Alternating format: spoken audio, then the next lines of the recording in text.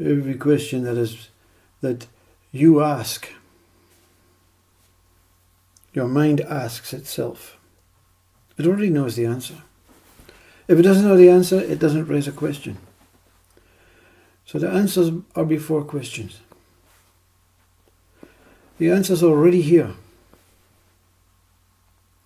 The mind has learned specific things about this, what it has created through its experiences.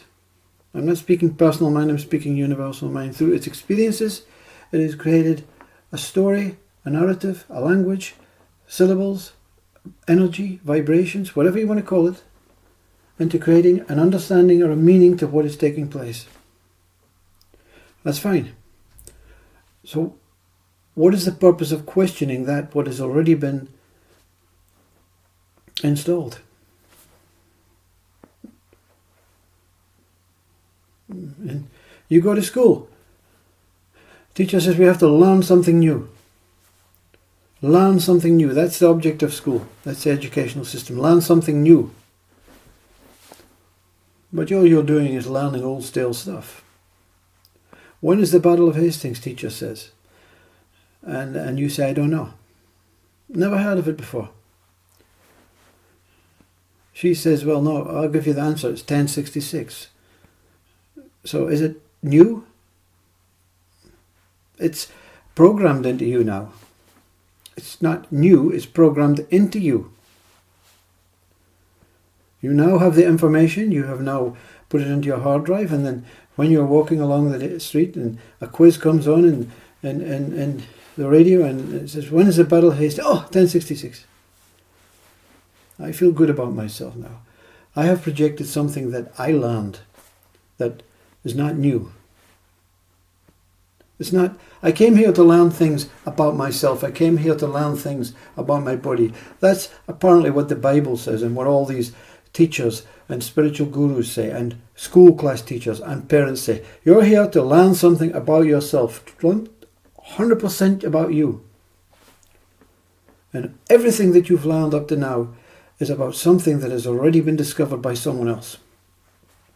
Has already been created by someone else. You say to the teacher, how do you know? I don't know 1066. I don't know what battle.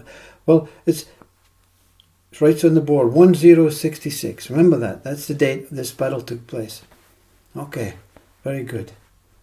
We have information. We have something to show through a learned way, through a way of creativity, through a way of designing something, a story, an idea, a concept out of something that was a killing field, a mass execution of bodies on either side. So we have something to remember that. Something old, something stale, something not really worth remembering about, really, when you think about it. It's so negative. And then you ask a teacher, okay, our teacher says, what is the planet that is beyond Neptune? And you say, I don't know what these are, what Neptune means. What is it? Well, these are planets. Teacher shows a picture of the planet on a screen. And then it shows a three-dimensional virtual image to say that, I don't know, I'm guessing Saturn or whatever is behind, or Venus is behind Neptune. So we have the information again, we have the availability, we have cameras to detect. So all this stuff has already been discovered. So again, you're not learning anything new. You're learning recited, conditioned stuff. And you become frustrated. So you go out and you go to university to learn something new. And they tell you to research previous examples of the subject that you're thinking. What is it that you're learning that is new? And then you go and you become a scientist and you learn about new viruses. But they're the same viruses that have always been there. They've just changed their shape. They've changed their form.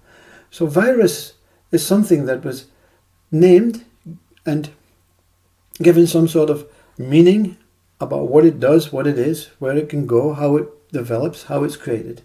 So you're learning old stuff and you're reproducing old stuff.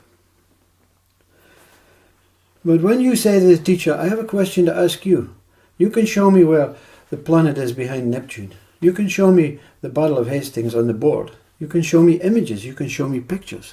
But can you show me God? And the teacher said, well, no. Well, we're not really interested in that stuff. Of course they're not, says the child. You want me to be programmed into something so that it stops me establishing something new. Something that has never been experienced. You want me to be a projected image on a world of old stale stuff. The answers that you're giving me are already here. So the questions are following the answers. The questions are secondary to the answers. We are inviting questions in that are not useful to me being here with this purpose. Do you think I came here? The really intelligent, the wise child would say, do you think I came here to learn stuff that has already been learned? Do you think I came here to recycle stuff that has already been learned? Do you think I came here to just be programmed into a same repetition? I came here to learn something about me. I came here to learn something about what I am. I came here to learn and develop and be present in this world and enjoy this life for what it is. I have no idea if I was born, whether I will die, but I know I'm here. And I know I'm open. And I'm not speaking about my mind, my head, because my head holds every answer. Or it will, by the time of my education, I will hold every answer. I will hold every word, even different languages of these words. But I will have learned nothing absolutely new to me. This is the whole where we fall into. We come here open and we cannot go anywhere. There's nowhere to go. There's nowhere to go. So all our predecessors, all our generations above us say, well, we'll help you follow the things that we followed because it got us by.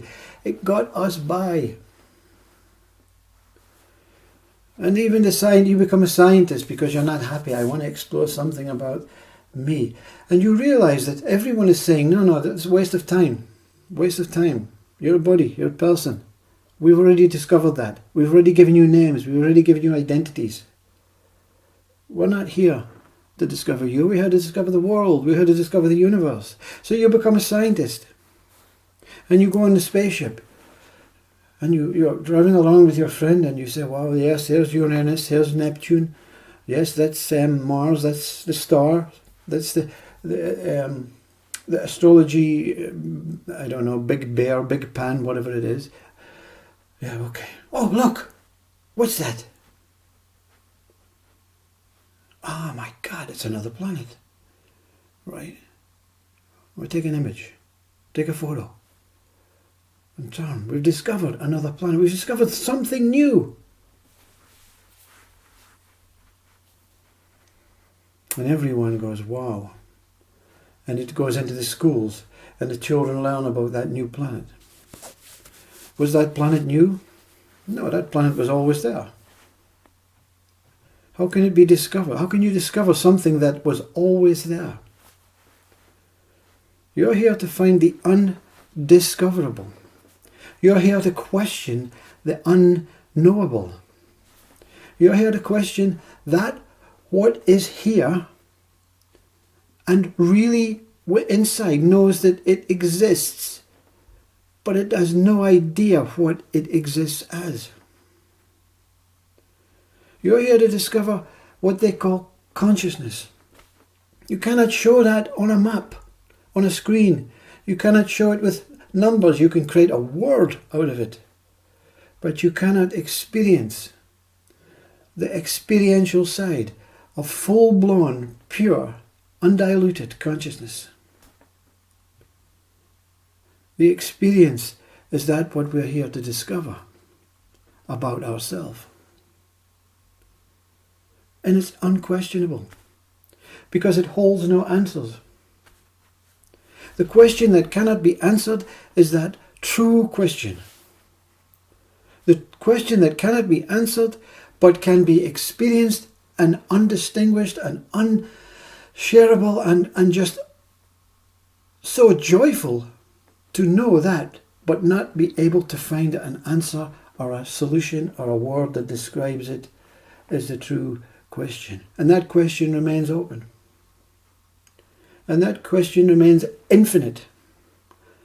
And the answer remains infinite. Because the answer and the question are the same. There is no answer.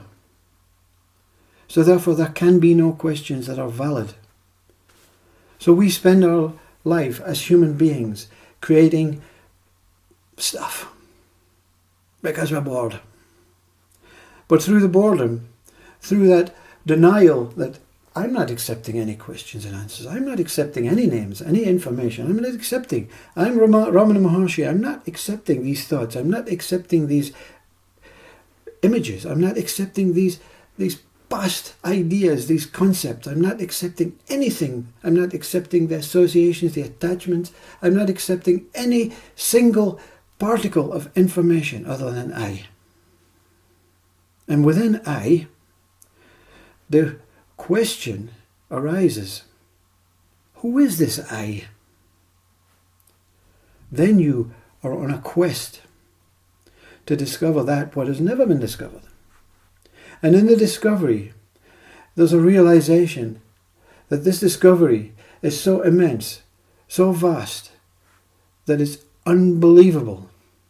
And you fall into this discovery. And you cannot describe or talk or share or project or relive the discovery because you are infinitely it, as it is. I am that I am is the greatest discovery, and it's not the same for every single being. You go to school and you become that student of complete, unique, whole self-discovery. And each one in the class sits silently. And even the teacher falls into that incredible newness. This is what you're here for. This is the purpose. Not to follow suit. Not to accept this systematic way, not to ask the questions that have already been answered, not to follow the mind that has images and pictures from the conditioned information inherited as a child and throughout adulthood. It's to deny every single thing. Not this. Not any of this. Not even this name, not this person, not this body. Where can I establish it? That's a great question. Where can I establish it? Where can I start from? Start from me. I must start from me. Nothing else in this world matters but me. And the ego is there praying, saying, ooh, I can jump in this one. I can take ownership of this one. And ego takes this me into the head, and then there's an antenna, and this antenna falls flat on its face. Because it's only this antenna, this brain can only hold the questions that it has already been told the answers of. So therefore you go through life as this ego me, thinking you are learning something new. But it's always taking you back to that old recyclable stuff that you can make a new thing out of.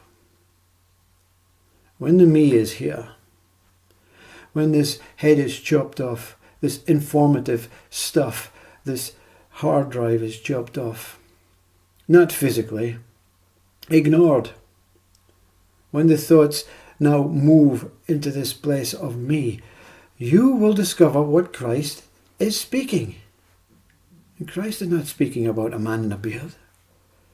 Christ is speaking about the truth that all is here to discover. Through me.